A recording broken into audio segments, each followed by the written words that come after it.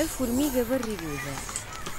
Na cidade dos animais, todos iam à escola, mas esta escola era diferente. Tá? Mais devagar? Então vá.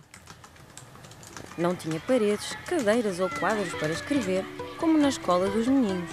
Ficava num jardim, onde havia um grande lago com peixes de todas as cores.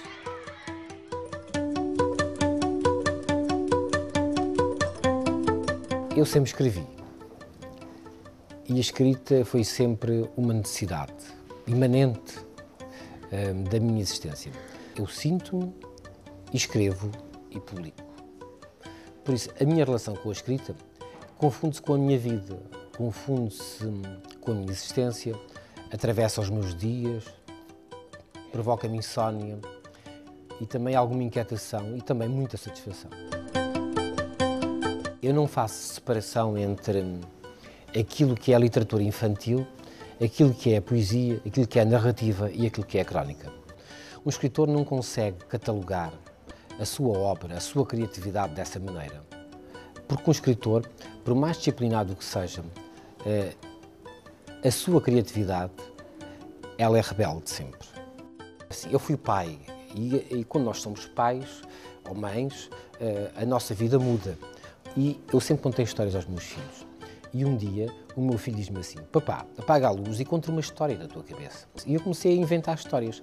E uma dessas histórias é a formiga barriguda, que depois eu passei para o conto do Diário de Coimbra. A turma dos animais pequeninos tinha uma borboleta, uma cigarra, uma abelha, um caracol e uma formiga. A professora, uma jovem andorinha, gostava que todos chegassem em horas.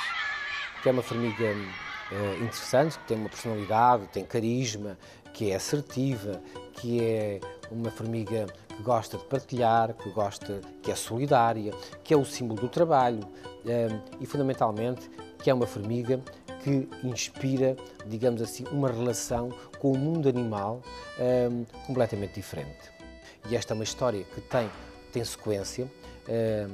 Todos os livros da coleção, os que hão de sair, estão pensados para que a história seja só uma.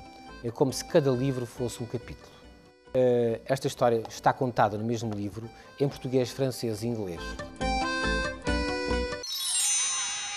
Na turma dos animais pequeninos, todos começaram a desenhar. A borboleta fez um pássaro. A cigarra preferiu um grande sol à janela. Portanto, quando estou a ler a história, começam a fluir muito rapidamente as personagens e os ambientes, as cores, é muito simples. Em primeiro lugar, a expressão, eu consigo imaginá-las logo, a expressão é a primeira coisa que eu consigo idealizar e imaginar, é a expressão, sobretudo a expressão do olhar, dos sorrisos, talvez porque seja isso que eu gosto mais e que eu identifico mais numa pessoa. Tento que seja isso o mais característico nos meus desenhos, que seja a expressão, o sorriso, a simpatia, depois a cor, porque acho que é essencial, e depois todo o conjunto, toda a envolvência dos ambientes, das paisagens. Tenta que a formiguinha fosse muito simpática, fosse muito amorosa, que tivesse cor, as roupinhas dela que fossem coloridas, as meias, os sapatinhos, tivessem alguma semelhança com o ser humano.